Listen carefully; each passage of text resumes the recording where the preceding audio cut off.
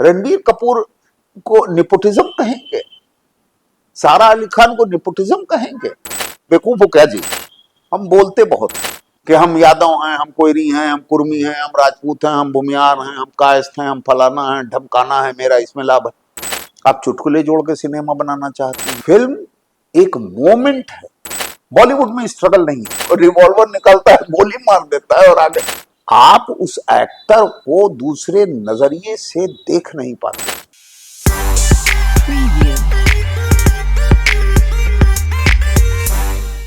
किसी भी राज्य, किसी भी देश, किसी भी मुल्क, किसी भी कस्बे, किसी भी शहर, किसी भी गांव, किसी भी मोहल्ले के असली धरोहर वो लोग होते हैं जो वहाँ रहते हैं या फिर वहाँ नहीं रहते हुए भी उस जगह को रिप्रेजेंट करते हैं जिस जिस कोने में वो रहते हैं।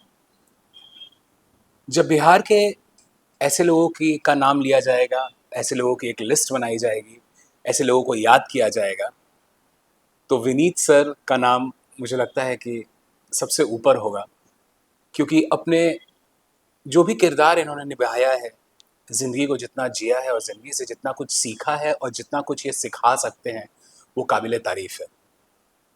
आज पॉश बिहारी पॉडकास्ट नंबर 4 के हमारे अतिथि हैं, हमारे गेस्ट हैं विनीत सर। स्वागत है सर आपका। नमस्कार। सबसे पहले धन्यवाद कि आप हमारे शो में आने के लिए रेडी हो गए। मुझे बताया गया था कि काफ़ी मुश्किल है आपको पकड़ना, क्योंकि आपको इंटरव्यू देना पसंद नहीं है। हाँ, ऐसा क्यों? हम बोलते बहुत हैं। अच्छा है, लोग बोलते हैं, सही है, लेकिन मुझे ऐसा लगता है कि जब मैं बोलता हूं तो लोगों को लगता है कि मैं बकवास ज्यादा करता हूं।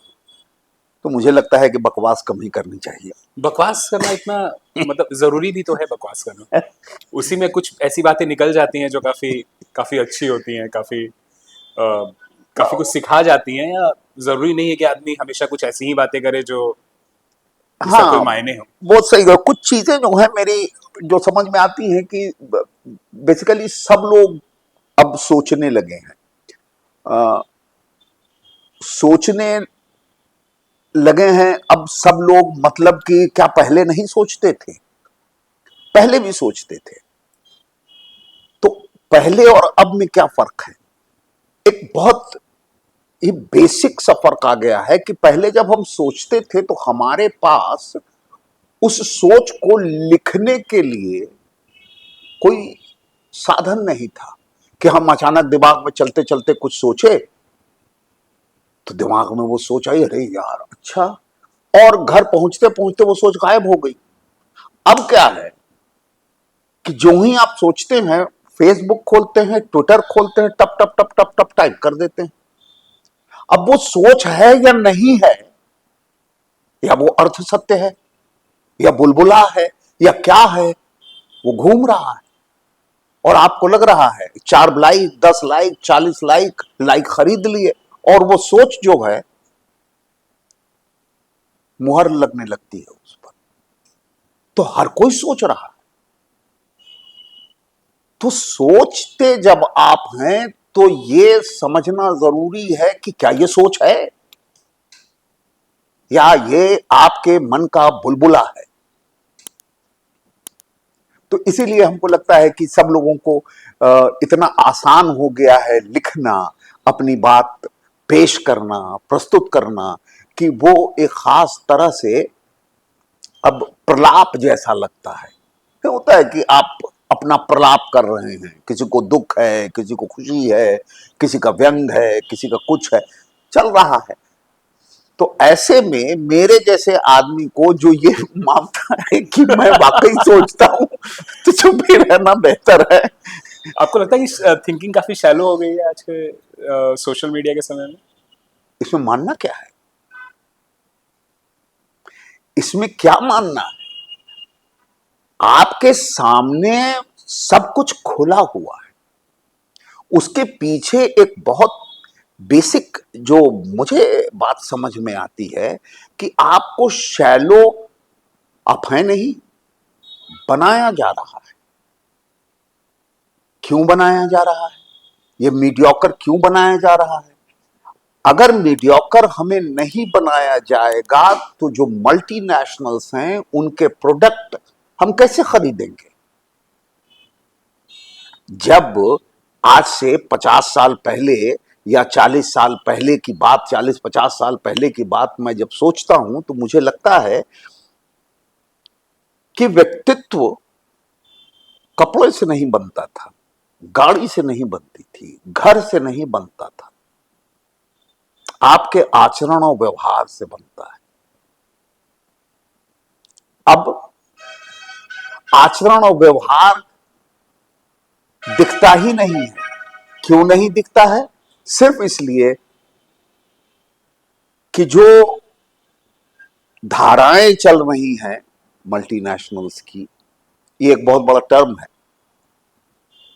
कि उन्हें चीजें बेचनी है कि अब मैं शर्ट पहनता हूं, टी शर्ट पहनता हूं, पैंट पहनता हूं, घड़ी पहनता हूं, लिपस्टिक लगाऊं या रूज लगाऊं या क्रीम लगाऊं या शैम्पू लगाऊं या जूता पहनूं या घड़ी पहनूं या गाड़ी खरीदूं या घर खरीदूं या ऐसी कई चीजें, या रेस्टोरेंट या होटल्स, वो डिसाइड करते, हम नहीं करते। सुबह आंख खुलती है, एक नई चीज मेरे सामने आती है।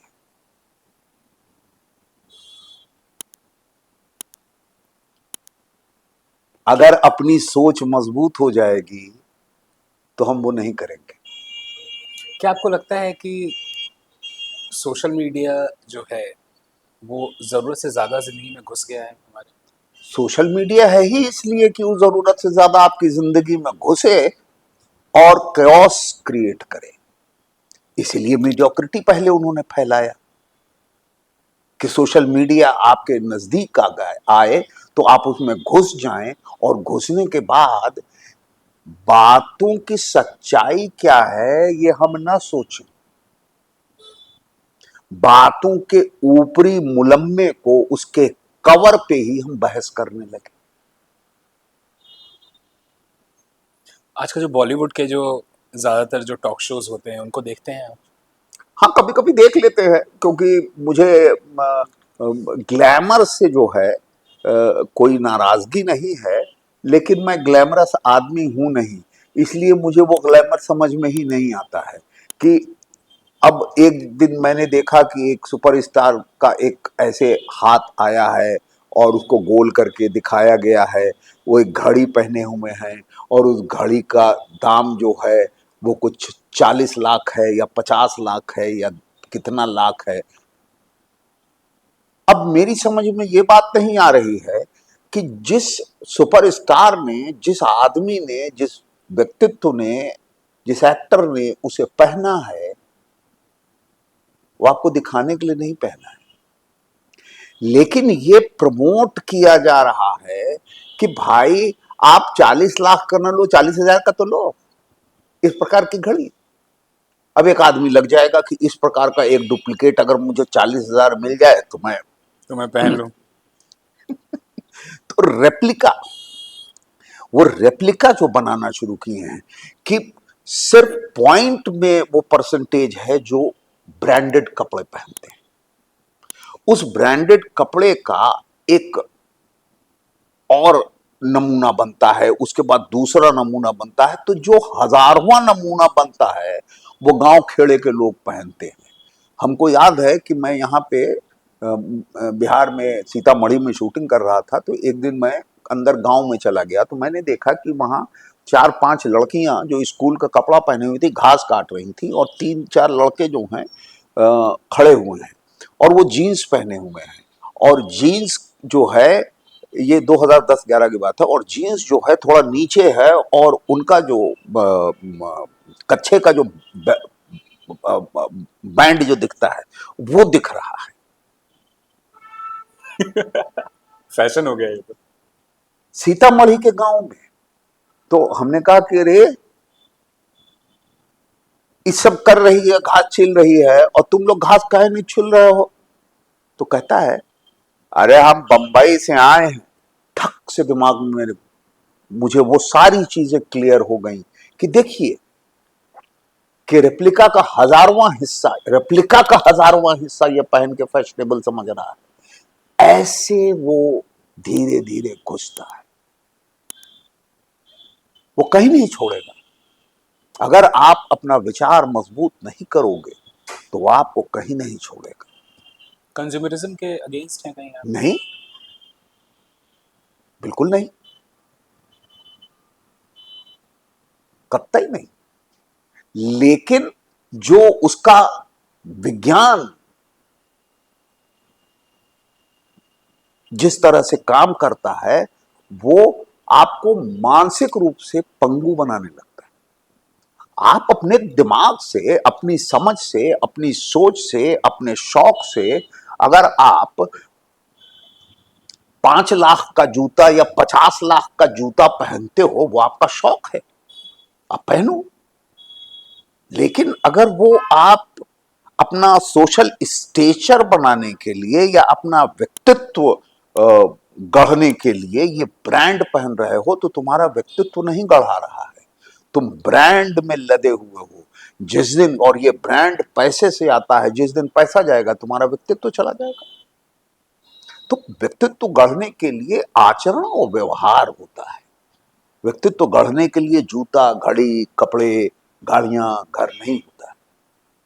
जब मैंने आपकी कच्चे धागे देखी थी या फिर शूल देखी, या फिर मैंने ये सोचा नहीं था कि एक वक्त आएगा जब हम लोग इस तरह से बैठ के कभी बात करेंगे। और मुझे लगता है ये पूरी तरह भगवान का आशीर्वाद है, महादेव का आशीर्वाद है कि हम लोग इस तरफ से बैठे हुए हैं। जैसे कि मैंने आपको बताया कि आपने भी आपके बारे में पता चला कि आपको इंटरव्यू देना पसंद नहीं है। तो हमारे जैसे पॉडकास्टर जो कि बिल्कुल नए हैं, गिन चुन के 500 फॉलोअर हमारे यूट्यूब पे हैं, कुछ 1000 इंस्टाग्राम पे हैं, हमारे जैसे लोगों को आप क्यों इंटरव्यू देते हैं? क्या मन में आता है आपको? देखिए, मेरे मन में जो चीजें चलती रहती हैं वो कुछ ऐसी हैं कि मैं अब उस बड़े का इंतजार करूं जो मेरा आके इंटरव्यू लेगा। अगर ये मेरी अगर सोच है, तो बोलने जो शुरू किया मैंने बोलना, और अभी तक जो बोला है और जो सवाल आपका है, अगर मैं कह दूं कि मैं उनका इंतजार कर रहा हूं, तो इसका मतलब जो मैं बोल रहा हूं वो सब झूठा है। जुबान से शब्द निकले बड़े बड़े और मैंने जोड़ के आपके सामने प्रस्तुत कर दिया। क्योंकि जुबान से बोलना बहुत आसान है, शब्द निकलते हैं, शब्द का अर्थ होता है, शब्द के अर्थों को जोड़ के आप विचार बनाने लगते हो। लेकिन वो विचार आपका है, वो तभी समझ में आएगी बात जब हम आपका आचरण और व्यवहार देखेंगे। तो आपका आचरण और व्यवहार कुछ इस प्रकार का था कि मैंने ये शुरू किया है। हमने कहा जब इन्होंने शुरू किया है तो अच्छी बात है। शुरुआत में अगर इनको एहसास हो रहा है कि मेरी वजह से कुछ पुश होगा तो मुझे कोई आपत्ति नहीं है। लेकिन मुझे लगता नहीं है कि मैं कोई बहुत ऐसी चीज हूं जो लोग, जितनी बातें मैंने बोली हैं उनको लोगों में इसका इंटरेस्ट नहीं है। नहीं, मुझे लगता है कि आप अपने आप को काफ़ी अंडर एस्टिमेट कर रहे हैं। मुझे अंडर लगता है एस्टिमेट, कि लोग आपको देखना भी चाहते हैं, आपको सुनना भी चाहते हैं, और जो लोग आपको करीब से जानते हैं वो आपको तहे दिल से प्यार भी हाँ, करते हैं। प्यार करते हैं। क्योंकि इतना लंबा करियर रहा है ये, बिना प्यार के, आपकी मेहनत तो है ही, लेकिन मुझे लगता है कि बिना प्यार के ये सारी चीज़ें मुमकिन नहीं है। और भगवान का आशीर्वाद तो खैर आप पे है ही। हाँ, महादेव का तो आशीर्वाद हमेशा रहता है, उन्हीं से तो युद्ध है। जमीनी लोगों से मेरा युद्ध नहीं है, महादेव से युद्ध है। ये जब युद्ध की बात करते हैं, किस तरह का युद्ध है? जब हम जीवन जीते हैं और हम ये डिसाइड करते हैं कि हम ये करेंगे, जो ही डिसाइड करते हैं सामने हर्डल आता है, रुकावट आती है। क्योंकि वो महादेव कहता है तुम कैसे डिसाइड कर सकते हो, परीक्षा दो, और हमें वो हर्डल पार करना पड़ता है, फिर वो दूसरा हर्डल लगाता है, और मैं हर बार वो हर्डल पार करता हूं, एक परीक्षा देता हूं। जब इतनी परीक्षा देने के बाद वो मुझे पुरस्कार स्वरूप कुछ ला के देता है, तो मैं कहता हूं मुझे नहीं चाहिए आपका पुरस्कार, परीक्षा लो, और मैं वो छोड़ देता हूं। तो लोग कहते हैं अमी इतने दिन बाद तो इतना सा काम आया है, इतना सा चीज आया है, तुम छोड़ता रहो। हम बोले तुम नहीं समझोगे, युद्ध उनसे है, क्योंकि आप अपनी समझदारी से दोगे, अपने समय से दोगे, मैं उस समय को ही इनकार कर दूंगा, क्योंकि मेरे जीवन में परीक्षा के अतिरिक्त तो कुछ नहीं है। जब तक मैं परीक्षा देता हूं वो मेरे बगल में बैठा रहता है। जिस समय दुख है महादेव बगल में बैठा है, जो ही सुख है वो चला जाता है। इसीलिए सुख का क्षण जो है सबसे कठिन होता है, कि आप उस सुख के क्षण में किस बीज पे पानी डाल रहे हो, पॉजिटिव या निगेटिव, आपको समझ में ही नहीं आता है। ऐसे ढेर सारे उदाहरण आप देखेंगे, अरे कितना अच्छा समय चल रहा था, क्या हो गया इसको, पता चला कि वो अपने निगेटिव बीज पे पानी डाल रहा था, 5 साल बाद वो पेड़ फर गया और आप धंस गए। आपने अपना भगवान कैसे चुना? कुछ लोग हनुमान चुनते हैं, कुछ दुर्गा चुनते हैं, आपने शिव कैसे चुना? हम नहीं चुन सकते, उसको चुनना मनुष्य का कार्य नहीं है। जो ही आप मंदिर जाना, मत्था टेकना, चंदन टिकली हल्दी, माया ममता मोह चालीसा, इससे मुक्त होंगे, आपको समझ में आने लगेगी बात, मुक्त होंगे तो आपको समझ में आने लगेगी ये बात कि आप किसके करीब हैं। वरना आप इनके मंदिर चले जाते हो, उनके मंदिर चले जाते हो, वहां चले जाते हो, वो टीका लगा देते हैं, वो पहन लेते हो, वो बांध लेते हो, ये सब कर लेते हो, लेकिन आपको ये समझ में नहीं आता है कि तुम्हारी प्रकृति क्या है। प्रकृति के आधार पे ही आप उसके करीब जाते हैं, क्योंकि भगवान कोई ऐसी चीज नहीं है स्थूल रूप में जो है।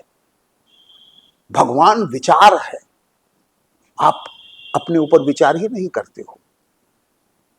जब अपने ऊपर विचार करना शुरू करते हो तो आपको पता चलता है कि ओ मैं दक्षिणपंथी हूं, मैं वामपंथी हूं। अब ये तुरंत लोग जो है इसको पॉलिटिकल बना देंगे, नहीं, ये पॉलिटिकल नहीं है, ये जीवन जीने की कला है।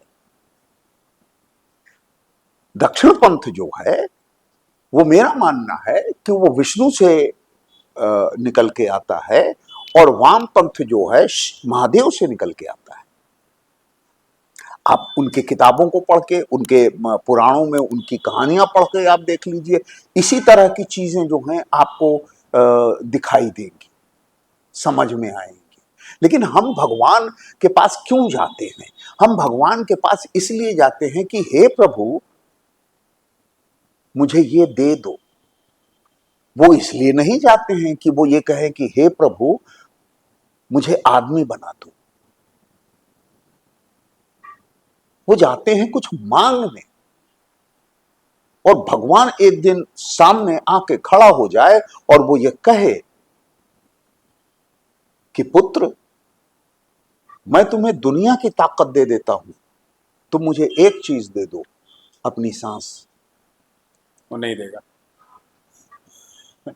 कहेगा कि सांस ही नहीं रहेगा तो मैं दुनिया लेकर करूंगा क्या?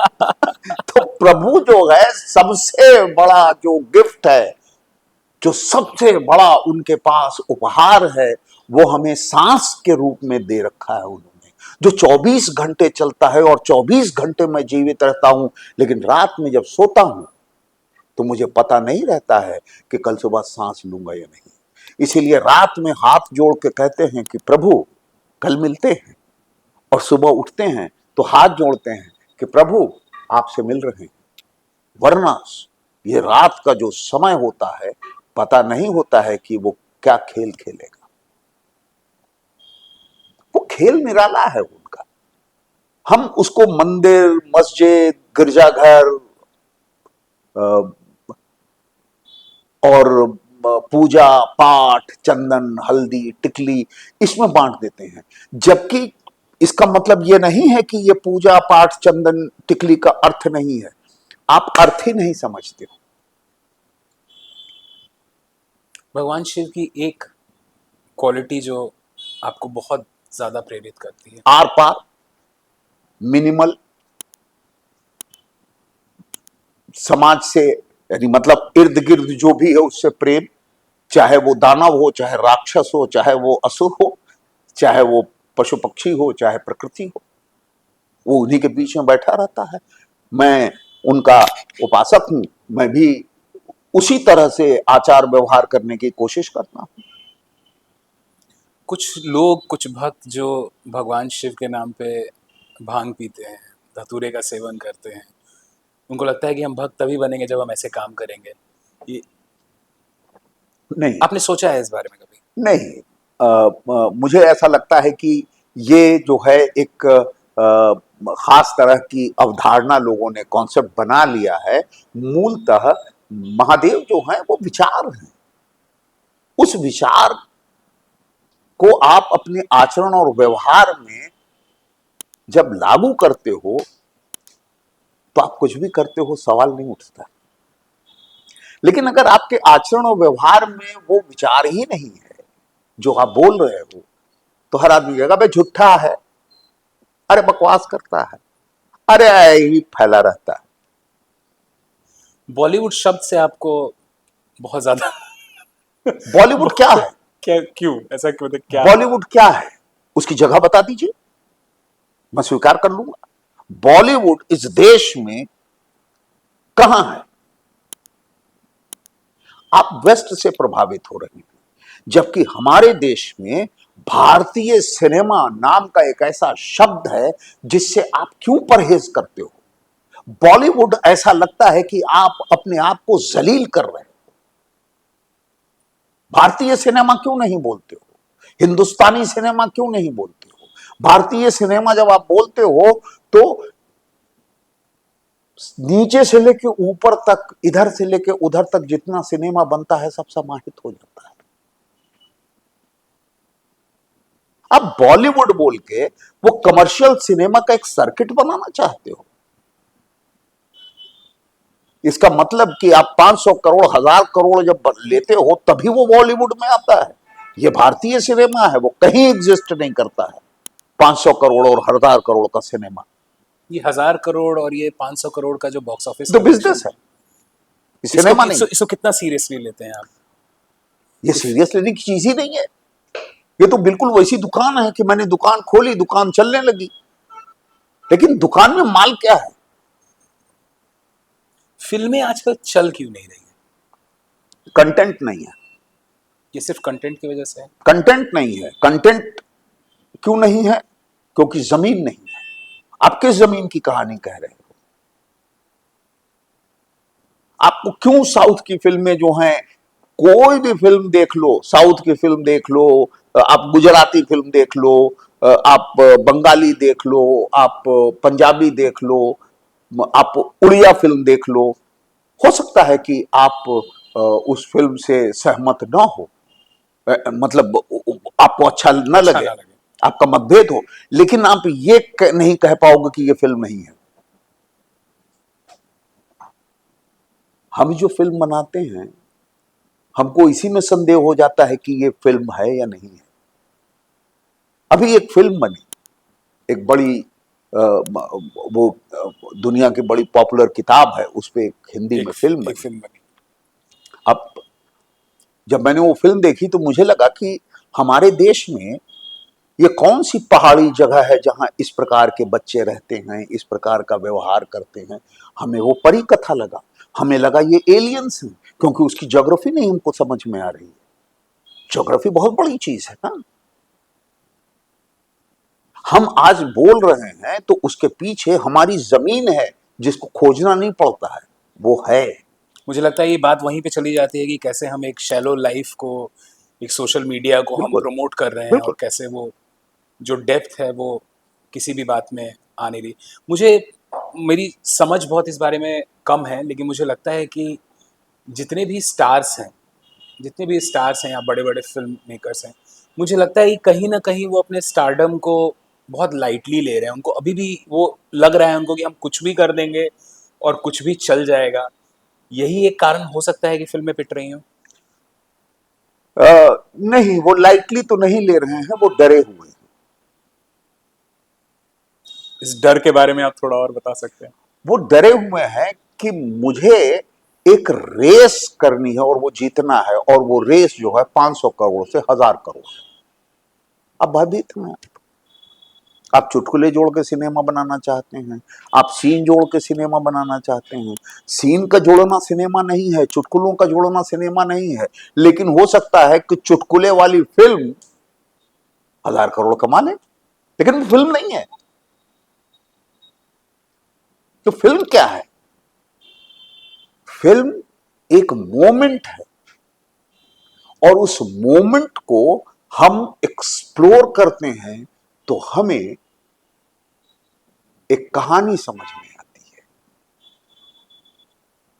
फिल्म यही है, हम अचीव, हमें यही बिंदु करना है। इस बिंदु को, जैसे कि ग्लोब है, ग्लोब में से एक छोटा सा कण हम निकालते हैं, और उस कण को जब एक्सप्लोर करते हैं तो मुझे ये समझ में आता है कि अरे ये कहानी है।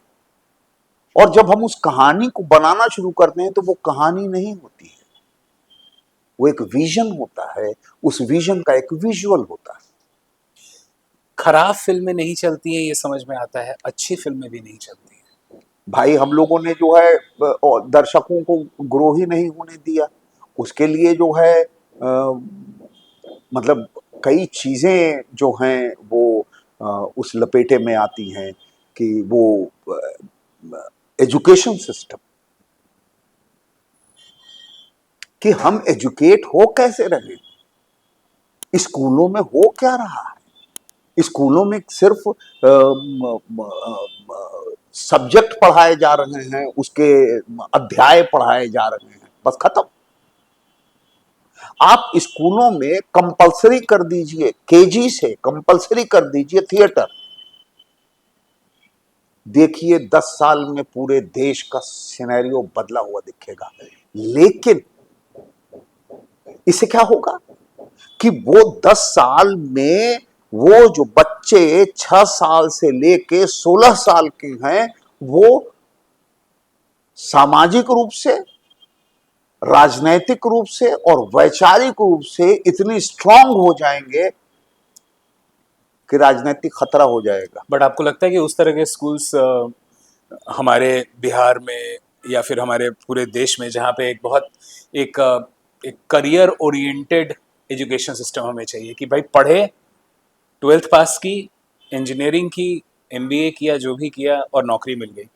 ये हमारे पूरे एजुकेशन सिस्टम का जो जो पूरा एक पर्पस है वो ये है कि हमें नौकरी दिलानी है। आप आपको नौकरी लगता है कि कीजिए ना। हाँ, इस कीजिए तरह ना। का एजुकेशन सिस्टम इंडिया में चल पाएगा? बिल्कुल चल पाएगा, क्योंकि आपके लिए तो बहुत सहज और सरल हो जाएगा कि ये 10 साल, मतलब जो लड़के, यानी मान लीजिए कि वो केजी से जो है वो खेल वेल शुरू हुआ, उसके छठी सातवीं से जो है उनको थिएटर, छोटे छोटे नाटक किए गए। कंपलसरी सब्जेक्ट है, एक्स्ट्रा करिकुलम नहीं, सब कंपलसरी सब्जेक्ट है। जैसे हिंदी है, जैसे इंग्लिश है। तो धीरे धीरे वो नाटक करने लगेंगे। नाटक करने के लिए जो है वो, जब नाटक करते हुए, नाटक करेंगे, डांस करेंगे, गाएंगे, नाचेंगे, तो जब वो 10 साल ये कर लेंगे तो उनके दिमाग से ये बात निकल जाएगी कि मुझे जीवन कैसे चलाना है। उनको ये बात समझ में आ जाएगी कि जीवन चलाना बहुत आसान है। और ये बात इतनी सच है कि तब उनको जब ये समझ में आएगा कि आओ हम पकौड़ा तल लेते हैं, और फिर पकौड़ा तलने को वो छोटा नहीं समझेंगे। ऐसे पढ़े लिखे को जब हम पकौड़ा तलने की बात कहते हैं अरे हम पढ़ के पकौड़ा तलेंगे, क्योंकि उसकी समझ नहीं है। उसकी समझ जो है वो ये कह रही है कि नहीं, नौकरी करेंगे। हो सकता है कि ये जो 10 साल थिएटर करने के बाद जो जवान हुआ है, तो उसको लगा है कि कौन सी नौकरी करें, आईएएस बनते हैं। नहीं यार, आईपीएस बनते हैं, और पता चला कि नहीं, उसका जो है टिका जाके कहा कि नहीं, सिपाही बनेंगे। बॉलीवुड का स्ट्रगल कैसा होता है? बॉलीवुड में स्ट्रगल नहीं है, अरे लोग प्लेटफॉर्म पे सो रहे हैं रातों वो रात। स्ट्रगल नहीं है, वो जीवन का हिस्सा है। स्ट्रगल तो तब होता है जब आपको कुछ मिल जाता है। अभी आप मेरा इंटरव्यू ले रहे हैं, ये स्ट्रगल है।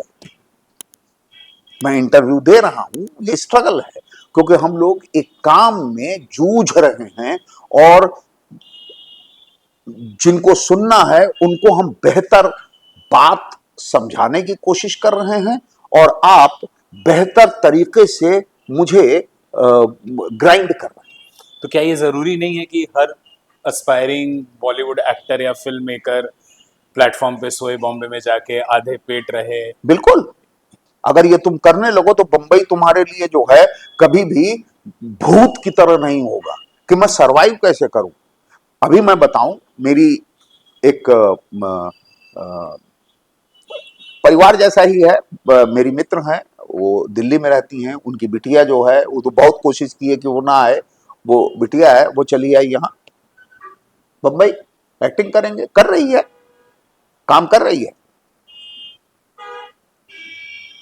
उसने 40-45 हजार का फ्लैट ले लिया।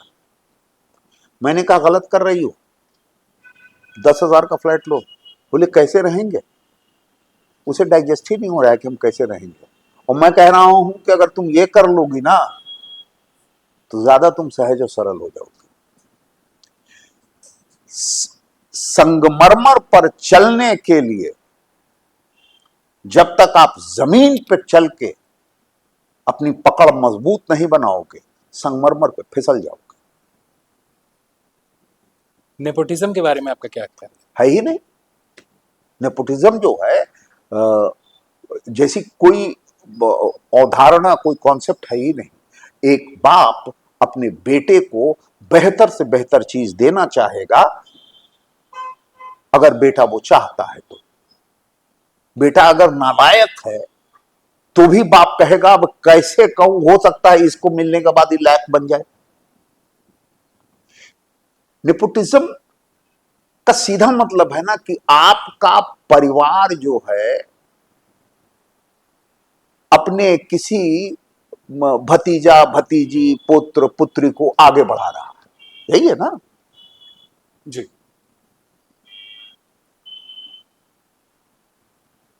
तो वो प्रयास अगर बाप कर रहा है तो कोई भी बाप करेगा। मेरा अगर बेटा हो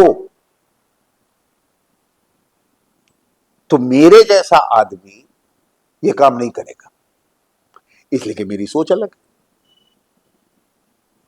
मैं कहूंगा बेटा हम तुमको इस पूरे भारतीय सिनेमा के हर किसी लगभग 80% लोगों को मैं जानता हूं कि सामने ले जाकर खड़ा कर दूंगा, तुम्हारा कुछ नहीं होगा, खुद पैदल चल के जाओ। इसके सारे उदाहरण हैं। बड़ी बड़ी हीरोइंस की बेटियां बेटे आप जिसको देखते हैं वो नेपोटिज्म थोड़े ही है। रणबीर कपूर को नेपोटिज्म कहेंगे, सारा अली खान को नेपोटिज्म कहेंगे, अमृता सिंह उसको काम दिलाएगी। वो एक अलग चट्टान किस्म की का व्यक्तित्व है। या ये अपनी क्या नाम है इसका, उसका भी मैंने सुना, उसके वैचारिक शक्ति उसकी अच्छी है। श्रीदेवी की बेटी जो है जानवी। जानवी कपूर, तो खुद मेहनत करके आए हैं। हम उसको नेपोटिज्म नेपोटिज्म कहते रहते हैं, हम उसकी सच्चाई नहीं जानते हैं। रणबीर कपूर इस स्टीनबर्ग नहीं, ला स्टीनबर्ग, वो जो स्टीनबर्ग का जो इंस्टीट्यूट है अमेरिका में, उससे पढ़ा, आके फिर असिस्टेंट हुआ। हम ये देखते ही नहीं कि इस फिल्म के पहले उसने क्या किया। और टैलेंटेड भी है, मेहनत भी कर वो रहा एक अलग मुद्दा है, उस पर तो हम बात ही नहीं कर रहे हैं। बात ये कर रहे हैं कि काम का मिलना। तो इसलिए हमको लगता है कि ये एक बहुत ही वाहियात सी चीज है। और ये पॉलिटिकली अपने आप को चार्ज करने के लिए, लाइमलाइट में लाने के लिए हम बीच बीच में ये हवा उड़ाते रहते हैं, अरे नेपोटिज्म हो गया, अरे नेपोटिज्म है। और कुछ नहीं। ध्रुव काल आपकी पहली फिल्म पहली फिल्म थी। पहली फिल्म थी। काफी मतलब मैं वो फिल्म देख रहा था, उसमें तो ऐसा इतने बड़े बड़े दिग्गज कलाकार थे। अमरीश पहले ही सीन में, अमरीश पुरी, नसरुद्दीन शाह, ओम पुरी, मतलब मनोज वाजपेयी का एक छोटा सा सीन है, मुझे लगता है मिनट भर का भी नहीं होगा उसमें, तो वो पूरे इंटर्न लग रहे हैं उसमें।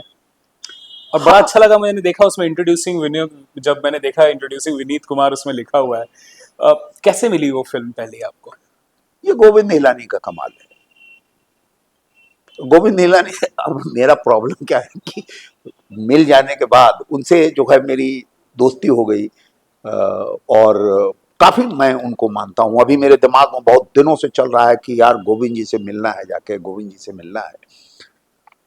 जब उनके साथ मैं जाता था तो मैं बोलता बहुत था, मैं कुछ भी बोल देता था उनको। तो एक दिन उन्होंने कहा लगाओ मनोरंजन, मनोरंजन मेरी पत्नी का नाम है, उन्होंने कहा मनोरंजन फोन लगाओ, मैंने फोन लगा के दे दिया।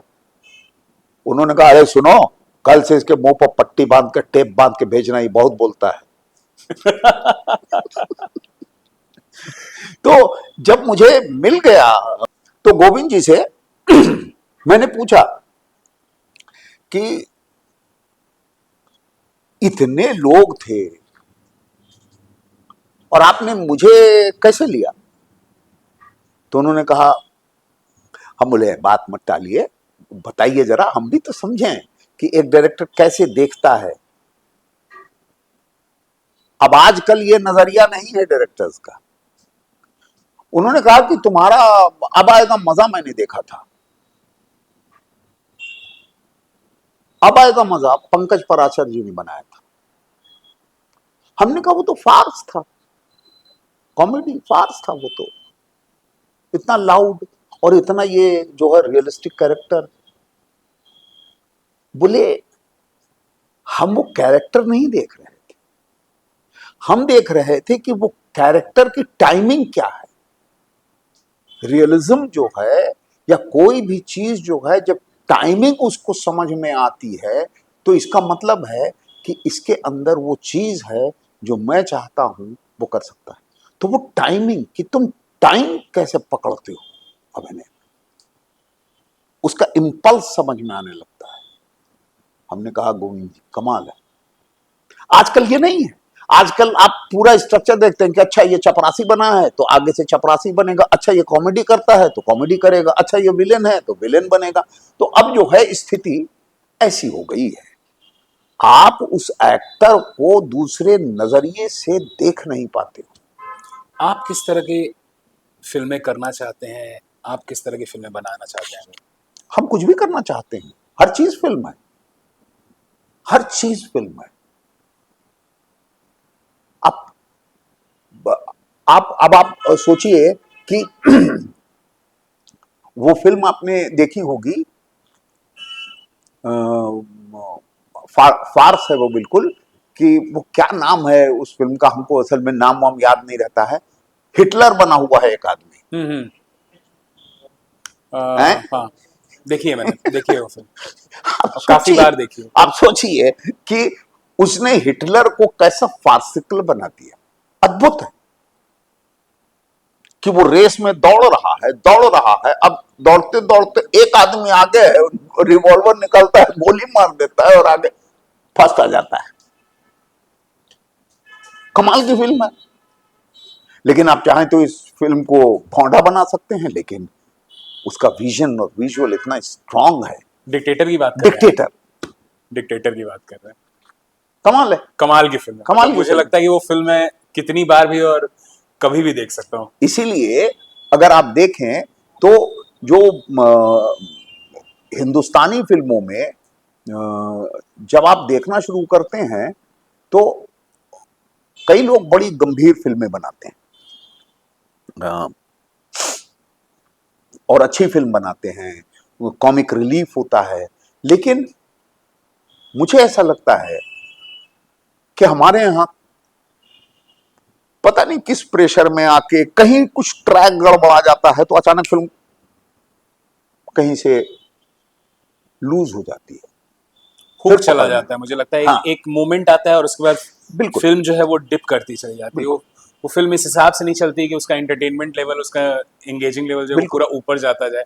डिक्टेटर की बात परसों रात में मैंने फिर डिक्टेटर देखी है। मतलब मुझे लगता है कि वो पहले सीन से लेके और लास्ट सीन तक वो फिल्म जो है वो स्टूपिड भी है, इंटेलिजेंट भी है, और काफी मतलब उसमें वो बहुत सारा ऐसा मैसेज बहुत है चीज जो वो कहता है। कन्वे भी करती है और बिल्कुल, बाकी अच्छे तरीके से करती है। वो कमाल कमाल की बिल्कुल। फिल्म है। आप वो अभी वो एक ओटीटी पे आया, मोजेस और फेरो का वो 6-8, उसका कुछ क्या तो नाम है। हाँ, अ, वो देखनी शुरू की है मैंने वो, हाँ, पर आप देखिए उसको, हाँ क्या कंट्रोल है। कहीं भी जो है आपको वो इमोशनल उस तरह से नहीं करता है, भगवान के नाम पे, गॉड के नाम पे कहीं इमोशनल नहीं करता है। धीरे धीरे आपको गॉड समझ में आने लगता है कि भैया गॉड जो है वो विचार है, वो जीवन में जो कह रहा है वो विचार है। कि जब लास्ट में वो कहता है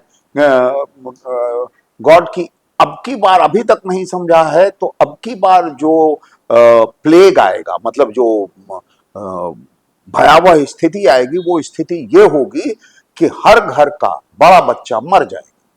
जिसका एक बच्चा है वो एक बच्चा मर जाएगा, तो बड़ा बच्चा मर जाएगा। तो तुम लोग भेड़ को काट के उसका खून जो है अपने दरवाजे पे लगा देना। यानी अब वो जिसको गॉड मानते हैं, जो गॉड को मानते हैं, वो लगा देना, तो आपका घर इससे बच जाएगा। अब ये इमेजेस हैं। अब हम भेड़ काट के ब्लड लगाने लगे तो ये आज की तारीख में संभव नहीं है। लेकिन अगर हम इमेज की तरह इसको देखना शुरू करें, तो ईवल जब आता है तो आपकी छवि अगर अलग नहीं होगी तो आप उस ईवल के ट्रक में आ जाएंगे। कभी आपको लगा है पर्सनली कि आपके अंदर भी एक शैतान बैठा है, एक इविल इस है? विषय पे मैंने जो है वो लिखा है। और बहुत पहले कुछ 2013 के बाद, मुझे लगता है कि नहीं, 13 के पहले ही लिखा था ये मैंने। हमें कहाँ हो, अ, अभी समय दे दीजिए थोड़ा, वो आप। हाँ, वो लिखा मैंने कि आपका राम आपके अंदर है, तो आपका रावण भी वही है। हम अगर अपने रावण को पहले नहीं पहचानेंगे तो हमें अपना राम नहीं मिलेगा, और हम अपने राम का इस्तेमाल रावण की तरह करेंगे, और हमारा राम ही है, हमारा राम ही रावण हो जाएगा। हम अपने राम की आराधना करते रहेंगे जो मूलतः मेरा रावण है, क्योंकि हमने अपने रावण को पहले नहीं पहचाना था। इस बारे में इसका मतलब है आपने सोचा है काफी? ऑब्वियसली हर आदमी के अंदर दोनों बिंदु है। अब कौन से बिंदु पे आप काम कर रहे हो, वही आपका आचरण और व्यवहार दिखाएगा। मुझे लोग देखते हैं कि बहुत क्रोधी है, इगोइस्ट है, एरोगेंट है, ये सब सच है। लेकिन जब वो नजदीक बैठ के बात करता है तो वो उसे लगता है ये आवरण है, अंदर ऐसा नहीं है। अपने टेम्परामेंट का सबसे कभी आपने ऐसा कोई साइड देखा है जो आपको लगा हो कि मुझे ये नहीं करना चाहिए था, हाँ, गुस्से में नुकसान पहुंचाने के, किसी हाँ, के लिए बुरा करना? बुरा नहीं, मैंने आज तक बुरा नहीं किया है। लेकिन जब कोई कमिटमेंट पूरा नहीं करता है, सिंसियर नहीं होता है, डिसिप्लिन्ड नहीं होता है, झूठ बोलता है, तो कई बार ऐसा हुआ है कि मुझे गुस्सा चढ़ता है, क्रोध नहीं होता है, अब गुस्सा चढ़ता है तो मैं जोर से बोल देता हूं, और जब जोर से बोलता हूं तो वो डर जाता है, रोने लगता है। सच पे ऐसा हुआ। और तब मुझे एक गिल्ट होता है कि यार काहे इतना ताप देते हो, बर्दाश्त नहीं कर पाएंगे ये लोग। गुस्सा और क्रोध आपने अभी अलग अलग तरह से यूज किया क्या? गुस्सा तो अमूमन जो है जब मैं होता हूं तो लोगों को वो क्रोध जैसा दिखता है। क्रोध जो है क्रोध की शुरुआत के बाद जो है, जब क्रोध आगे बढ़ने लगता है तो वो तांडव में बदलने लगता है।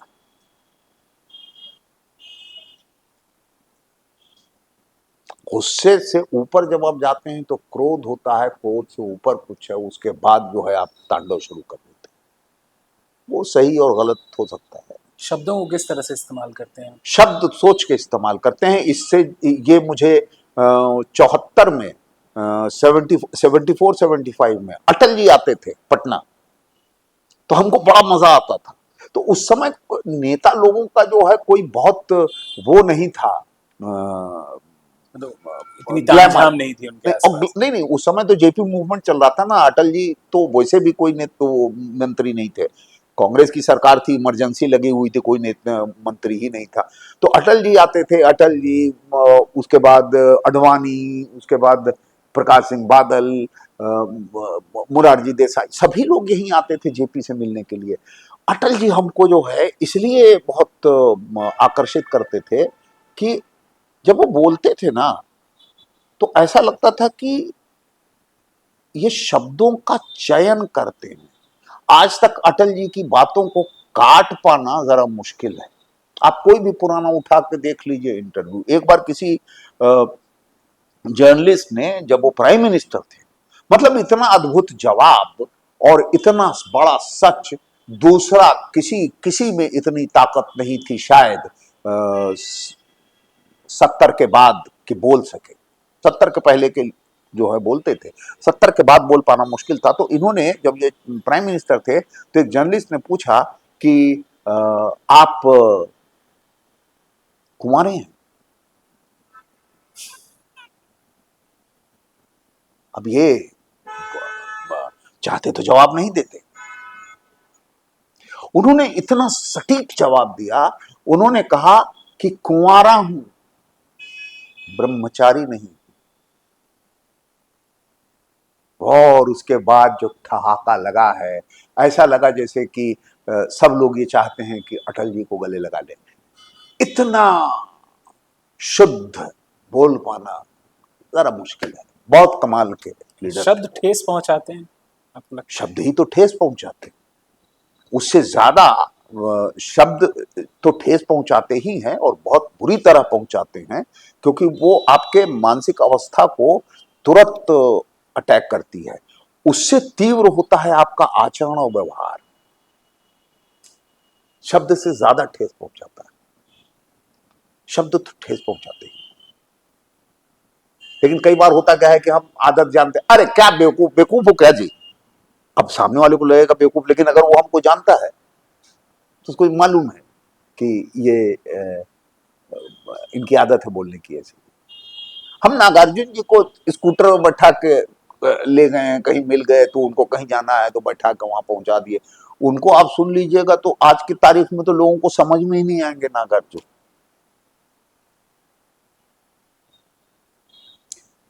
तो व्यक्तित्व को समझ पाना आज के लिए जरा, लोगों के लिए जरा मुश्किल है, क्योंकि लोगों ने व्यक्तित्व नहीं देखा है, ग्लैमर देखा है, धन देखा है। उस ग्लैमर से जो चीजें हैं, जो वो अटायर जो है, उससे प्रभावित होते। क्या कौन सी गाड़ी से उतरे हो, क्या पहने हो, कैसे बात करते हो। आपको लगता है बच्चों को बड़ा करने का तरीका बदला है, पेरेंटिंग बदली है? हाँ, वो जाहिर है, क्योंकि जो पेरेंट्स हैं वो खुद ही धन कमाने में मशगूल हैं, और जिनके पास धन नहीं है वो धन जुगाड़ करने में मशगूल है। अब मशगूल शब्द यहाँ नहीं आएगा, वो मेहनत आ जाएगा कि भाई वो उस मेहनत में लगे हुए हैं। तो बच्चों पे हम ध्यान कैसे दें, ये विषय जो है वो धीरे धीरे गायब होता जा रहा है। हम बच्चों को वैसे ट्रेंड करने लगे हैं जैसे आप मीम्स में, वो उसमें देखेंगे छोटे छोटे क्लिपिंग्स में, जैसे कुत्तों को आप ट्रीट करते हैं। Sit down, handshake, get up. लड़कों को लगता है का समझ रखा है हमको, अब ये उदाहरण बड़ा गंदा है, नहीं नहीं, बात लेकिन सही है, लेकिन लेकिन फिर लड़के जो है धीरे से रास्ता दिखता है और बाहर कुछ करने लगते हैं, और अचानक आपको ये जब सूचना मिलती है कि बेटा तो ये कर रहा है, तो आपको लगता है तो हाथ से निकल गया। भाई आपने हाथ से निकल जाने के लिए जो कार्य किया है, जिसकी वजह से ये हुआ है। आपके समय में पेरेंटिंग कैसी थी और आज के समय में कैसी है? आपके अपने जब आप अपने पेरेंट्स को देखते थे तो कैसा? हमारे पेरेंट्स तो बहुत ही मतलब वो घड़ी के कांटे पे, वो ऐसा परिवार जरा मुश्किल है होना। अ, चार का मतलब चार, 4:01 चार नहीं होता है। चार का मतलब चार, जो जुबान से कहो वही सच है, वरना जुबान मत खोलो। तो तब समझ में बात आई कि क्यों कहा जाता है कि जबान पे सरस्वती का वास है। कुछ भी बोल दिए, आचरण व्यवहार में है ही नहीं। अब भाई बोल दिए, आचरण व्यवहार में दिखता ही नहीं कि मैं भाई की तरह हूं। अपने पिता को आप याद करते हैं तो? मैं खुद अपने पिता की तरह हो गया हूं। जब जरा सा गुस्सा चढ़ता है, जरा कुछ ऐसा होता है, तो यानी मतलब जब उत्तेजना रहती है, तो हमको पिता जबकि बहुत शांत थे, लेकिन वो इस मामले में जो है उनकी नजर यूं घूमती थी। तो मेरे अंदर मेरे पिता भी हैं, मेरी माता भी हैं। एक हंसी, एक मुस्कुराहट, एक वो थोड़ा टाइम लगता है आने में, धीरे धीरे नहीं, धीरे मुझे धीरे। लगता है कि पिता इतना बात नहीं करते हैं अपने बच्चों से। हाँ, ट्रेडिशनली भी मुझे लगता है अब ज्यादा बात करते हैं, पहले पिता उतना अपने बच्चों से बात नहीं करते थे। हाँ, क्यों? मतलब वो दूसरी पीढ़ी थी ना, वो पीढ़ी ही कुछ अलग थी। अ, अ, मुझे ऐसा लगता है कि शायद पिता को ये पता ही नहीं था कि हम बच्चे से क्या बात करें। ठीक हो जी। अब इसके बाद पिता को भी नहीं समझ में आ रहा है, ठीक तो है बोला इसने जी, काम कंप्लीट। तो क्योंकि उस जो चौतरफा जो फीडबैक आज मिल रहा है लोगों को, वो अवस्था नहीं थी। जैसे मेरे भैया हैं, वो उनके दो पुत्र जो हैं वो अमेरिका में रहते हैं, एक दिल्ली में रहता है। तो अभी राजनीतिक वो चल रहा है या कुछ चलता रहता है, वो सुबह उठ के जो है चालू हो जाते हैं, अरे नहीं तुम क्या बात कर रहे हो, नहीं नहीं तुम समझो, अरे नहीं आप समझिए ना, ये ऐसा। तो बातचीत शुरू हो जाती है, क्योंकि चारों तरफ से जो है अलग अलग फीडबैक मिल रहा है। तो पिता को भी और बच्चे को भी वो बातचीत करने में सहूलियत और आसानी होती है। पहले तो ये था ही नहीं। फिल्मों में ब्रेक मिलने का सबसे आसान तरीका क्या है? एनएसडी, नेपोटिज्म, थिएटर या किस्मत? फिल्म मिलने का आसान तरीका जो है वो कोई भी नहीं है। फिल्म मिलना जो है आपका लक है, आपकी डेस्टिनी है, आपकी कुंडली है, आपका हॉरोस्कोप है। पहला दिन याद है जब आप बॉम्बे गए थे? याद है, सेंटर वो उतरे बॉम्बे सेंट्रल पे, वहां से टैक्सी किया, और अजय वर्मा मेरे मित्र थे, रहते थे सेंटा क्रूज में। वहां से टैक्सी सेंटा क्रूज आई, 1 bye 1 Shastri Nagar linking road extension, अब वो रोड बन गया है, लिंकिंग रोड एक्सटेंशन। वहाँ एक सूटकेस था जो मेरी बहन ने, वीआईपी का सूटकेस बड़ा वो था, मेरी बहन ने कहा कि तुम ये पुराना हो गया, ये तुम रख लो, और वो सूटकेस वहां रखाया। 3 साल उस खोली में रहे, 3 बेड लगा हुआ था, छोटे से 8 बाई 10 कमरे में, 8 बाई 8 का कमरा था, या 8 बाई 10, 8 बाई 10 का या 8 बाई 8 का कमरा था। अंदर एक किचन था, उसमें काका रहते थे किचन में ही। और अगर तीनों लोग हैं तो बीच वाला बेड नहीं लगेगा, वो कॉट था जो कि, कॉट कॉट, हाँ। हाँ, तो वो तीसरा आदमी जो है वो बैठा रहेगा। तो बैठे बैठे जब वो थक जाता है, तो एक जिसका बेड है वो कहता है अच्छा तुम अभी इधर जरा लेट लो, हम इधर बैठ गए। तो खैर वो सब माँ जो है जब एक बार मुंबई आई थी, उनको दिखाना था कहीं, तो माँ आई, देखने लगी, देखी तो रोने लगी। बोली बेटा इससे बड़ा तो तुम्हारा बाथरूम है, अरे तुम पटना चलो, वकालत तो जो है वो फाइनल कर ही लो और तुम बहुत तुमको मिलेगा, इतना अच्छा बोलते हो। पटना से जो भी सोच के आप बॉम्बे गए थे आपको मिला? हम कुछ नहीं सोच के गए थे, और जो सोच के गए थे वो हम कहीं भी जाते मिलता, क्योंकि मुझे जीवन यापन करना था। मुझे दिन भर के लिए 6 रोटी चाहिए थी, दाल चाहिए था, सब्जी चाहिए था, दैट्स ऑल। आज भी वही है कि दाल रोटी सब्जी चल रही है, अच्छा है। महादेव ने कहा कि बेटा थोड़ा आगे बढ़ लो, एक गाड़ी ले लो, तो गाड़ी आ गई। कपड़े का तो शौक आज भी नहीं है, बोला घर ले लो, तो घर आ गया। फिर बोले अच्छा थोड़ा ज्यादा पैसा देते हैं, तो थोड़ा फिक्स डिपॉजिट हो गया। पैसा आज भी नहीं कमाते। क्या फिल्मों ने कुछ ऐसा दिया जो आपको नहीं चाहिए था?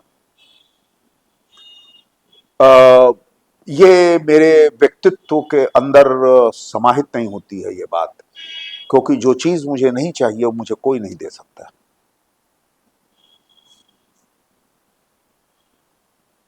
मैं इनकार कर दूंगा उसको। बातों से आपको ऐसा लगता है कि आप काफी मिनिमल लाइफ को आप, महादेव, लेकिन आप ऐसी इंडस्ट्री में हैं जो कि पूरा कोई फर्क ग्लैमर नहीं से। पड़ता है, सब लोग मुझे स्वीकार करते हैं। मतलब मैं तो कहूंगा कि मैं ऐसी ही अवस्था में मैं अजय जी का, अजय देवगन का मैं हाथ जुड़ जाता है, इतनी इज्जत देते थे। मैंने एक दिन कहा कि आप मुझे एम्बैरेस कर देते हैं। बोले अरे आप बहुत सीनियर हैं, कच्चे धागे किए थे, देखा है मैंने वो 23 साल बाद भोला किए। देखा है तो मैंने। जो वो इज्जत देते हैं, वो किस बात का इज्जत देते हैं? इस बात का इज्जत थोड़े देते हैं कि मैं जो है बहुत तोप चीज हूं, या बहुत बड़ा एक्टर हूं, या स्टार हूं। मैं कुछ नहीं हूं, लेकिन वो इज्जत इसलिए देते हैं कि ये आदमी अच्छा है, ईमानदार है, सिंसियर है, कमिटेड है, ऑनेस्ट है, इस बात पे देते हैं। अभी एक दिन शूटिंग पे जो है, मेरी आदत है कि हम सेट पे जाकर बैठ जाते हैं, क्योंकि सेट जो है अपना लगना चाहिए, एलियन की तरह हम शॉट नहीं देना चाहते हैं। तो असिस्टेंट आया, उसने कहा कि सर शॉट जो है अगला आपका। हमको लगा चल भाई वहीं बैठते हैं, वहीं जाकर बैठ गए। अजय जी बैठे हुए थे मॉनिटर पे, वो मॉनिटर पर बैठे बैठे जो है उनका चेहरा ऐसे घूमा, तो उन्होंने हमको देख लिया।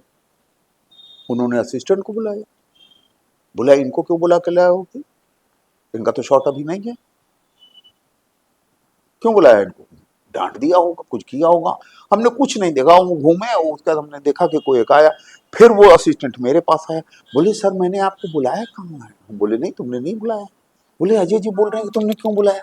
हम बोले भाई मेरा आदत है, हम थोड़ा और इधर किनारे बैठ जाते हैं, तुम बोल दो, मेरी आदत है। सेट पे लोगों से देखते हैं तो हमको लगता है कि इसी जगह पे हमको काम करना है। अक्स में ऐसे ही आपने मनोज वाजपेयी को भी देखा था एक सीन परफॉर्म करते हुए। हाँ मतलब हम बैठे ही रहते हैं, वहीं सेट पे ही रहते हैं, सेट पे ही रहते हैं। और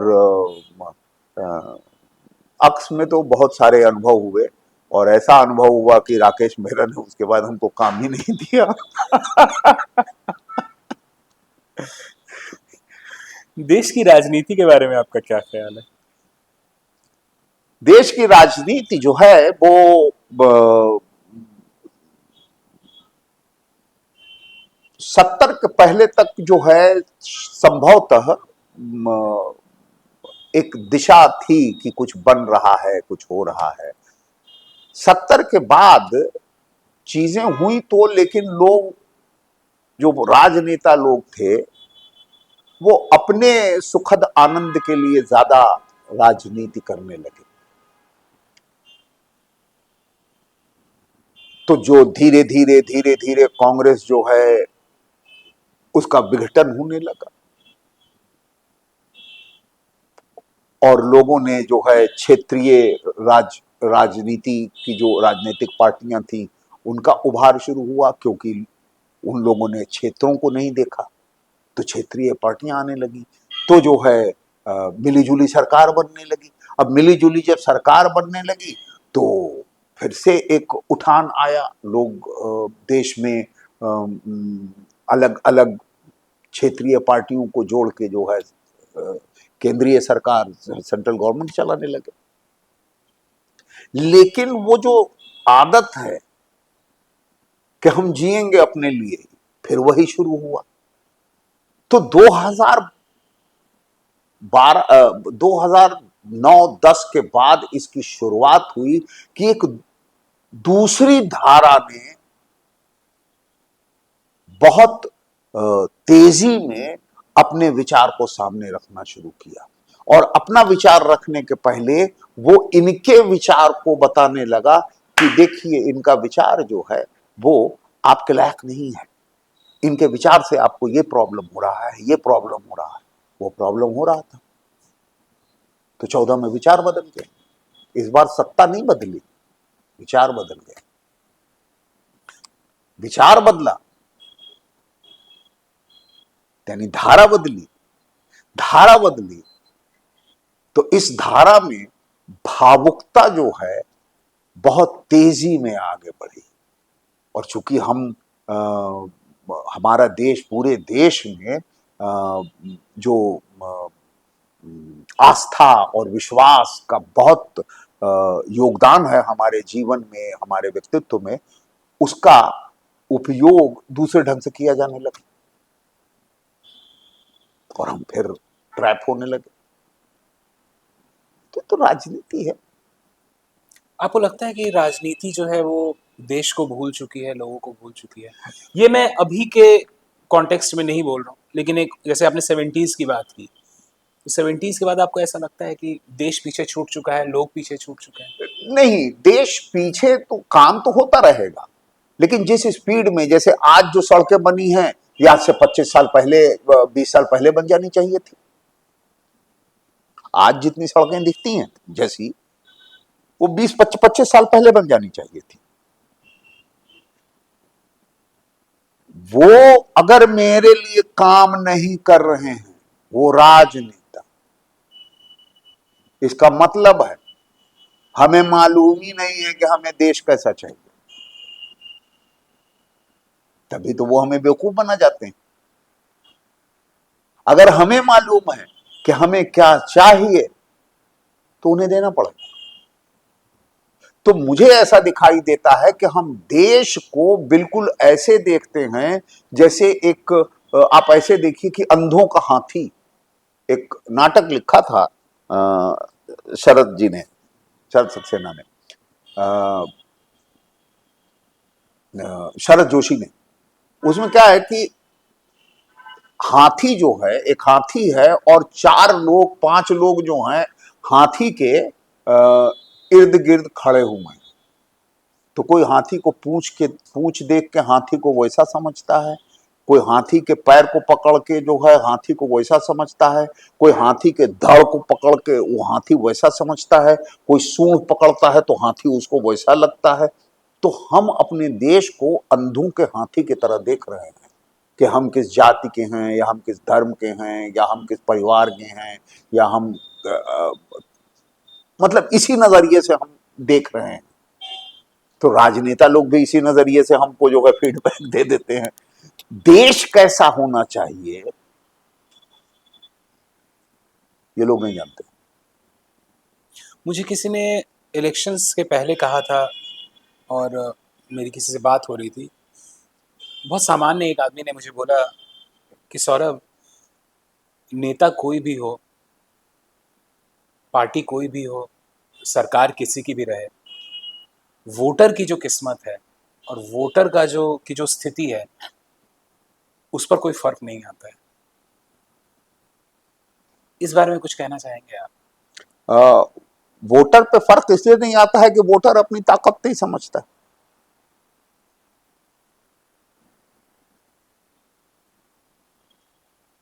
हमें कोई भी आदमी जो है फर्क डाल के मेरे ऊपर दिखा दे, मैं भी एक वोटर हूं, फर्क डाल के दिखा दे। हमें तो हम लोगों ने सीखा, आत्मदाह कर लूंगा ही खड़े खड़े, सत्ता हिल जाएगी आपकी।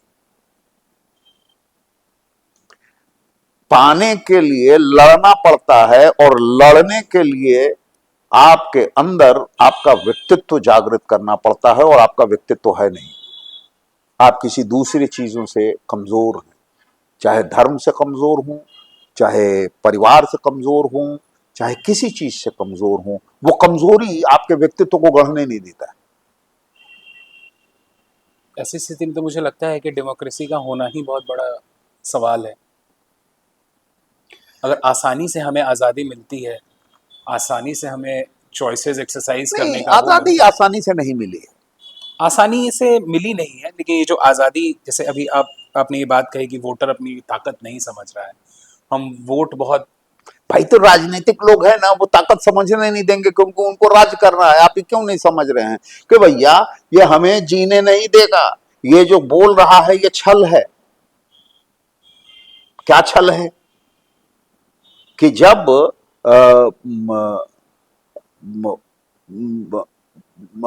महाभारत में जब द्रोण खड़े हुए तो द्रोण से कौन लड़ेगा? तो कृष्ण से बड़ा पॉलिटिशियन कोई नहीं। उन्होंने कहा भीम से कि जाओ, वो अश्वत्थामा नाम का एक हाथी था, बोले उसको जाकर पटक दो, मरेगा। उसने अश्वत्थामा हाथी को मार दिया। अचानक हुआ अश्वत्थामा मर गया, अश्वत्थामा मर गया, अश्वत्थामा मर गया। तो ध्रुव ने पूछा कौन अश्वत्थामा? तो कृष्ण ने कहा नरो व कुंजरो व, पता नहीं नर था या कुंजर था, यानी हाथी था, पता नहीं। उनको लगा अश्वत्थामा मर गया। उन्होंने अपना शस्त्र रखा।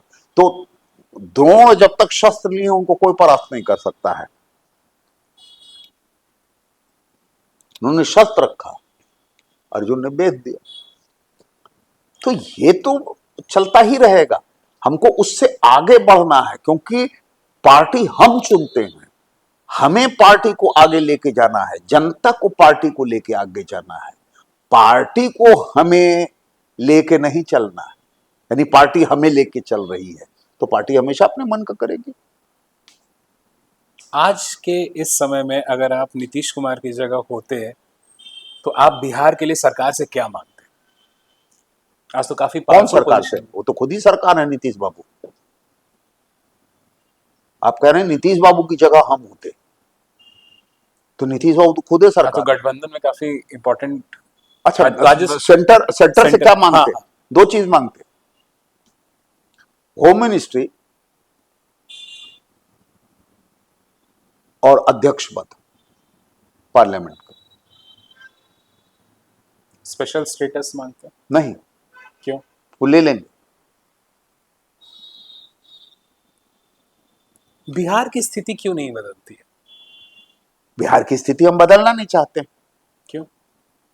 क्योंकि इसी में लाभ है पॉलिटिकल लोगों का। गलती सिर्फ पॉलिटिशियंस की है कि यस, लोगों की भी गलती है?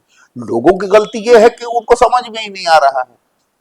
वो वही अंधों के हाथी की तरह है कि हम यादव हैं, हम कोयरी हैं, हम कुर्मी हैं, हम राजपूत हैं, हम भूमियार हैं, हम कायस्थ हैं, हम फलाना हैं, ढमकाना है, मेरा इसमें लाभ है। तो बिहार कहां है?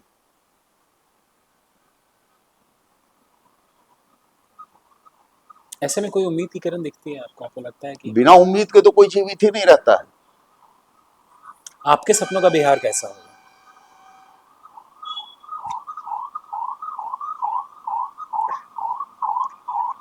मुझे ऐसा लगता है कि हम लोग योद्धा हैं, क्योंकि यहां एनर्जी बहुत है। तो मेरा बिहार ऐसा है कि यहां जितनी एनर्जी है हम उसको चैनलाइज कर पाए। एनर्जी को अगर हम चैनलाइज नहीं करेंगे तो वो नेगेटिव दिशा में जाएगा, नेगेटिव थॉट में जाएगा, नेगेटिव काम करेगा। मैं आपसे कुछ नाम लूंगा, अगर आप उनको कुछ कहना हो या उनके बारे में कुछ कहना हो तो क्या कहेंगे? एकदम चंद शब्दों में बताएंगे आप। Manoj Vajpayee, energetic, Pankaj Tripathi, surprising, Sanjay Mishra, hilarious, Sushant live, Sushant Singh Rajput,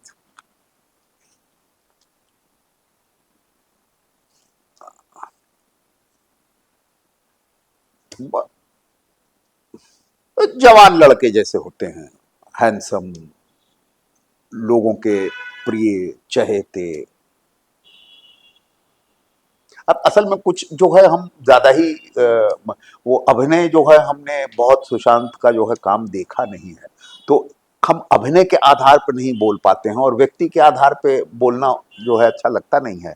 कि जैसे हम मनोज को जब कह रहे हैं एनर्जेटिक, तो आप स्क्रीन पे जब मनोज को देखेंगे तो आपको लगेगा कि ये इसके अंदर इतनी एनर्जी है कि जब ये खड़ा रहता है ना तो हमें ये बाध्य करता है कि हम इसी को देखें। जब अभी उनकी किलर सूप देख रहा था मैं, और मतलब बीच बीच में मेरा ऐसा समय रहा है कि जब हम लोगों ने मनोज वाजपेयी को तब भी लाइक किया है जब वो अपने करियर के बिल्कुल नीचे हाँ नीचे उसमें थे, और इसलिए उनके प्रति लाइकिंग नहीं थी क्योंकि वो अच्छी फिल्में करने तभी आए। हम लोगों ने उनको शुरुआत में उनकी ऐसी ऐसी फिल्में हमने थिएटर में देखी हैं जब वो पूरा थिएटर खाली था, और उनसे एक अलग तरह का इस वजह से उनसे एक प्यार भी। जब किलर सूप हम लोग उनकी देख रहे थे तो मैंने देखा, मुझे किसी से पूछा कि मनोज वाजपेयी कैसा है, मैंने बोला, मतलब मैंने उनको बोला कि ये साला आदमी कुछ भी कर सकता है। हाँ वो लिटरली मैंने उनको यही कहा कि ये आदमी साला कुछ भी कर हाँ सकता है। ये अगर ऑनेस्टली अगर मैं आपको बात बताऊं, उस बंदे को देखे, जैसा आपने एनर्जेटिक बोला, मुझे लगता है सही बात है, वो हाँ ही कैन डू एनीथिंग, हाँ। उसी तरह कुछ भी से कर जैसे सकता है। पंकज त्रिपाठी, वो आपको देखते रहेंगे, अचानक कुछ सरप्राइज आपको दिख जाएगा उसके अंदर से। वो एक मोमेंट होता है, अचानक चीज बदलती है। तो उसकी ये खासियत जो है उसे बिल्कुल ढेर सारे अभिनेताओं से अलग खड़ा कर देती है। वैसे ही एक लोग उसकी चर्चा जो है इधर जानते नहीं है, अभिमन्यु से। अभिमन्यु सिंह, साउथ का तो बहुत बड़ा नाम है वो। बिल्कुल बिल्कुल। यहाँ भी उसने अभी वो अक्षय के साथ जो किए था, वो हिंदी में भी बहुत काम किए थे। अभिमन्यु से गुलाल, गुलाल में वो जब देखता है ना तो ऐसा लगता है छेद देगा। वो तो गुलाल जबरदस्त फिल्म थी। बहुत से। तो ये सारी चीज मिश्रा जो है, अगर बहुत सीरियस चरित्र निभा रहा है तो आप निश्चित जानिए उसमें कॉमिक रिलीफ भी होगा। लेकिन मैंने देखा है कि संजय मिश्रा काफी काफी सीरियस आदमी है। हाँ, मैं उनसे मिला भी हूँ एक दो बार वो प्रीमियर बहुत पे भी, सीरियस है। लेकिन बहुत सीरियस आदमी वो लगते हैं। सीरियस है, उसका व्यवहार कुछ ऐसा कर देता है कि आपको जो है कॉमिक रिलीफ मिलता है। और यही एक्टर के कंप्लीट होने की निशानी है कि हम अगर सीरियस हैं तो इसका मतलब ये नहीं कि हम थ्रू आउट सीरियस रहेंगे, उसमें कॉमिक रिलीफ भी होगा। आप देख सकते हैं अपने इर्द गिर्द कि बहुत गुस्से वाला आदमी जो है एक पॉइंट पे आपको लगेगा आज बड़ा मस्ती में है। हाँ तो मतलब मैं, वो सारी चीजें, ऐसी ढेर सारी चीजें हैं जो आपको दिखती हैं। ऐसे ही ढेर सारे एक्टर्स बिहार में हैं आजकल। वो पंचायत में सब तीन चार हैं। एक तो जो है जूनियर है हम लोगों का, दुर्गेश। दुर्गेश, अब वो देख रहा है ना विनोद। हाँ देख रहा है ना विनोद। अब वो है, मतलब वो दिन है उसके, वो अच्छा है। आजकल फीता काट रहा है, यानी मतलब जाता है फीता काटने। तो धीरे धीरे दिखता है कि हमारे यहाँ से जो अभिनेता बिहार से जो जाता है वो बहुत एनर्जेटिक होता है। वो उसके अंदर अ, एक ताप, एक गर्मी होती है, ओरिजिनल होते हैं काफी। ओरिजिनल होती और मुझे लगता है वही जो मॉडेस्टी है, वो काफी लोगों है। को अब वो पसंद तो आती है। आगे जाकर पता चलता है कि कितना बचता है, लेकिन होती लेकिन मैंने है। देखा है कि तकरीबन, जैसे आपको काफी समय हो चुका है इसमें, लेकिन फिर भी आप भी, हम तो दूसरी मुझे वो मिट्टी के नेचर में हैं। है आपके। हम दूसरी मिट्टी के हैं। हमको जब हम कह रहे हैं कि धन मुझे नहीं हिला सकता है, सत्ता मुझे नहीं हिला सकती है, क्योंकि जमीन पे जो लोग हैं, जो चीजें हैं, उनसे मेरा युद्ध नहीं है। हम लोग बात कर रहे थे कि अगर आपको किसी के बारे में कुछ आपको उनको कहना हो तो आप क्या कह सकते? प्रशांत किशोर। प्रशांत किशोर जो है वो उनकी राजनैतिक प्रतिबद्धता और उनकी दिशा अ, मेरी समझ के परे है। राजनैतिक समझ उनकी बहुत है। उनके जो जमीन को लेके जो उनकी समझ है वो है। वोटर्स के जो इक्वेशंस हैं वो हैं। लेकिन प्रतिबद्धता उनकी क्या है और उस प्रतिबद्धता की दिशा क्या है, ये मेरी समझ के बाहर है। नीतीश कुमार। नीतीश जी ने बहुत काम किया है। अब उन्हें जो है अपने बच्चों को आगे बढ़ने देना चाहिए। तेजस्वी यादव। तेजस्वी को बहुत मेहनत करनी है और वो बिहार को नए नजरिए से देखने की कोशिश कर रहे हैं। अगर वो कामयाब हो गए तो बिहार को एक नई दिशा देंगे। बचपन का पटना आपका कैसा था? अद्भुत, अद्भुत। कल्चर समझ में आता था कि पटने का कोई कल्चर है। अभी तो कोई कल्चर ही नहीं समझ में आता। वो लगभग देश के हर शहरों का यही हाल है। पहले बातें समझ में आती थी। आप सोचिए कि हिस्ट्री के वो बहुत बड़ा नाम उनका था। हिस्ट्री के हेड ऑफ डिपार्टमेंट प्रोफेसर थे पटना कॉलेज में। तो वो रिक्शा से जाते थे। तो हम लोग भी कम नहीं थे छेड़ने में। तो ऐसे ही एक दिन जो है छेड़ दिया गया। अरे सर, आप गड़िया तो काहे नहीं आते हैं? तो कहते हैं कि रिक्शा पे जो ठंडी हवा लगती है ना, वो अद्भुत होती है। और ये शाही सवारी है। इस पे जब बैठते हैं, ठंडी हवा चलती है, तो विचार नए नए पैदा होते हैं। और नए विचार जो हैं आने रिक्शे पे ही शुरू होते हैं, क्योंकि रिक्शा समय लेता है, गाड़ी मशीन है। तो लगा कि समय का उपयोग, सदुपयोग ये कर रहे हैं रिक्शा पर बैठ के। और साथ ही साथ उस रिक्शा वाले को रोज अपने भोजन के लिए, अपने जीवन को चलाने के लिए एक वो मिल रहा है, धन। अभी आपने मुझे थोड़ी देर पहले बताया था कि मखनिया कुआं वाले एरिया में आप वर्कआउट भी करते थे। मखनिया को नहीं, वो मछुआ टोली, धुरेंद्र व्यायामशाला, आर्य कन्या विद्यालय वाली गली में वो धुरेंद्र व्यायामशाला था, उसमें। और ये बड़ा अच्छा लग रहा है कि हम लोग संभवतः कोई सोच ही नहीं सकता है कि जो बातें चल रही हैं उसका जिम से कोई लेना देना नहीं है, लेकिन हम जिम में ये बैठ के बात कर रहे हैं। कैसे वर्कआउट करते थे आप? आपका कैसा? पावर लिफ्टर थे, बॉडी बिल्डर नहीं थे। वो एक था ना कि आप कितना वजन उठा सकते हो। तो 300 शेर से वो थाई मारते थे। 300 शेर, हमारे समय में किलो शुरू हुआ था तो शेर चलता था। शेर जो है वो किलो से 1.25 ग्राम ज्यादा होता था, यानी 125 ग्राम ज्यादा होता था शेर। तो पहले दूध शेर से मिलता था, लीटर बाद में हुआ है। तो शेर से मारते थे, बेंच प्रेस मारते थे, यानी मतलब शोल्डर, थाई, फ्लाई, आर्म्स। तो हम गैंडा की तरह थे, यानी मतलब एकदम ह्यूज कि अगर बायां मेरा लग जाए तो आदमी उठेगा नहीं, बहुत ताकत था बस। आपका वर्कआउट जब देखते हैं लोगों का तो क्या क्या क्या लगता है आपको? वो उनको समझ में आ जाता है पुराना पहलवान है। और हम अब जिम में जो है बहुत वजन नहीं उठाते हैं, क्योंकि इस उम्र में आके बहुत उचित नहीं है कि आप बहुत वजन उठाओ।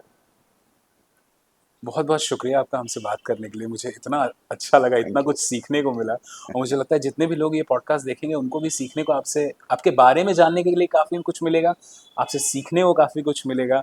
और एक बात आपको मैं बता दूं, सीखना बहुत बाद में आता है।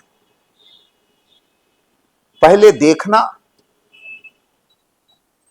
या सुनना, देखना, सुनना, पढ़ना। अगर इसकी आदत नहीं है तो जीवन में आप कुछ हासिल नहीं कर सकते। शुरुआत इस 3 से होती है कि देखो। देखने का मतलब शुद्ध रूप से देखो, उसे इंटरप्रेट मत करो, वरना आप जजमेंटल हो जाओगे। शुद्ध रूप से देखो। एक आदमी जा रहा है, ये मत देखो वो आदमी कैसे जा रहा है, तो शुद्ध रूप से देखो। शुद्ध रूप से पढ़ो कि ये कहानी क्या कहती है। विचार बाद में करो, पढ़ने के बाद। 4 लाइन पढ़ के अगर विचार करने लगे तो आप बायस्ड हो जाओगे और कहानी उस बायसनेस में पढ़ोगे। उसी तरह सुनना, तो पहले पढ़ना, देखना, सुनना, इसकी आदत डालें तो जीवन सफल रहेगा। मुझे आशा है लोग ये इंटरव्यू जो है आपका काफ़ी शुद्ध रूप से देखेंगे। ऐसे आपको पसंद नहीं होगा ये बोलना, लेकिन मैं फिर भी आपको चाहूँगा कि आप एक बार बोलें कि आप पॉडकास्ट बिहारी को लाइक करें, कमेंट करें, सब्सक्राइब करें। पॉश बिहारी पॉडकास्ट को आप लाइक करें, सब्सक्राइब करें। वैसे ये इनका जॉब है। Thank you. Thank you. Thank you.